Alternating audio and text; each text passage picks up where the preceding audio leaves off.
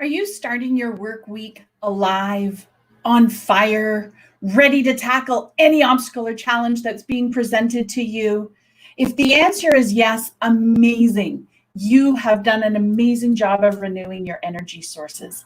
If you're not facing today full of vim and vigor, ready to go and just take on anything that's presented to you, then we need to talk. My name is Shelagh Cummins, and I love nothing more than supporting women entrepreneurs just like you who are ready to shift into action so that they can launch, grow, and scale a profitable and sustainable business. Over the last decade, I have been helping so many entrepreneurs shift into action and still maintain their energy sources.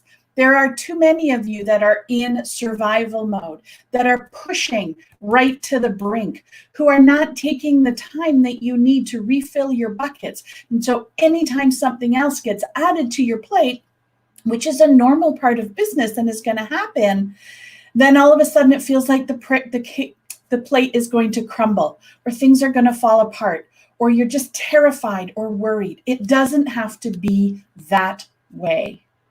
And so I first want to talk about the 4 kinds of energies that we bring to our businesses. And then I'm challenging you today to think through how you can renew those energy sources so that you tap into who you are and how you serve. So, number 1, your physical energy. That's the easiest one that we can really tap into because we can touch it and feel it and connect with it. That's where exercise and moving our body comes into play so that the oxygen is flowing through your body. Doing some basic yoga or stretching or flexibility. Feeding your body healthy foods. That is step 1 of replenishing your energy so that you can thrive in your business on a daily basis. But then there's 3 other kinds of energies that we tend to forget. The second kind of energy is called an emotional energy, and that comes through authentic connection with other people. And you know how you talk to some people and all of a sudden you feel like you're dragging or they've sucked the life out of you. And then you talk to other people and you're re-energized and you're fired up and you're fueled up and the adrenaline's pumping and they make you feel good.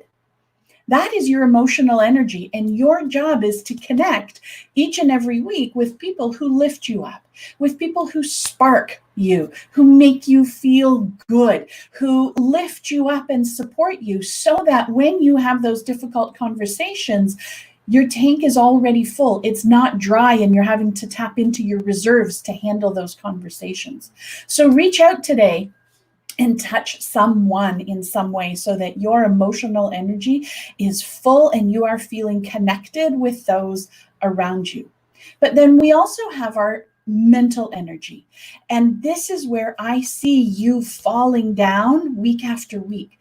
You are not taking the time to plan out your week. You're not taking the time to get clear on what it is that's most important to you. There are shiny objects everywhere right now.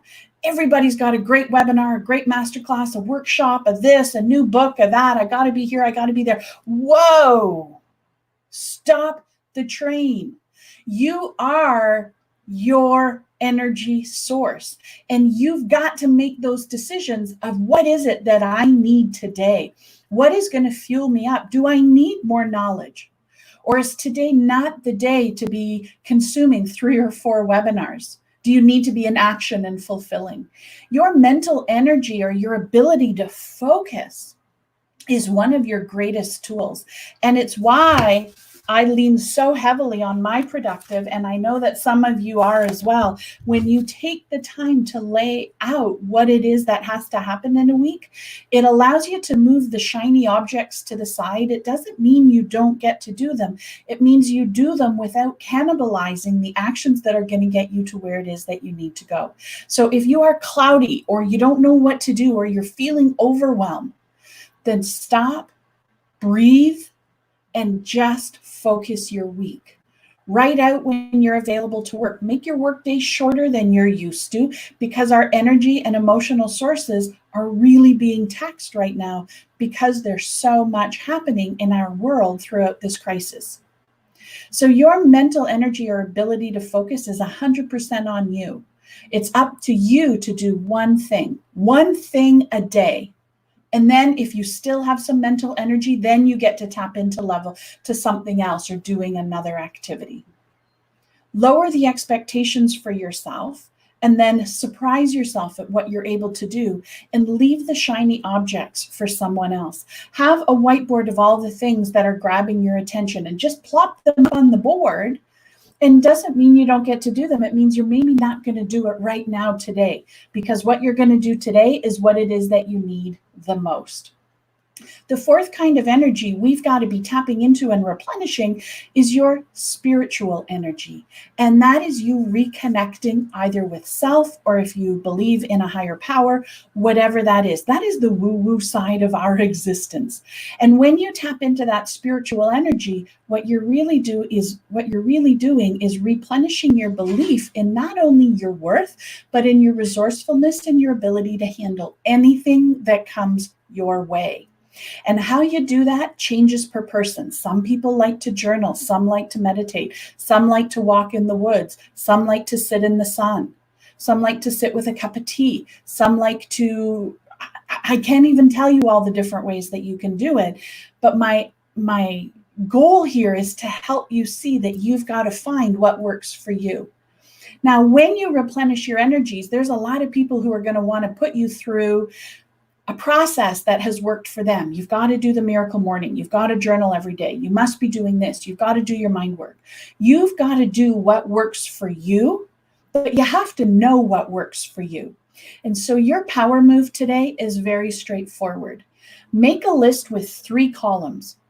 Through the middle, I want you to put physical, emotional, mental, and spiritual energy.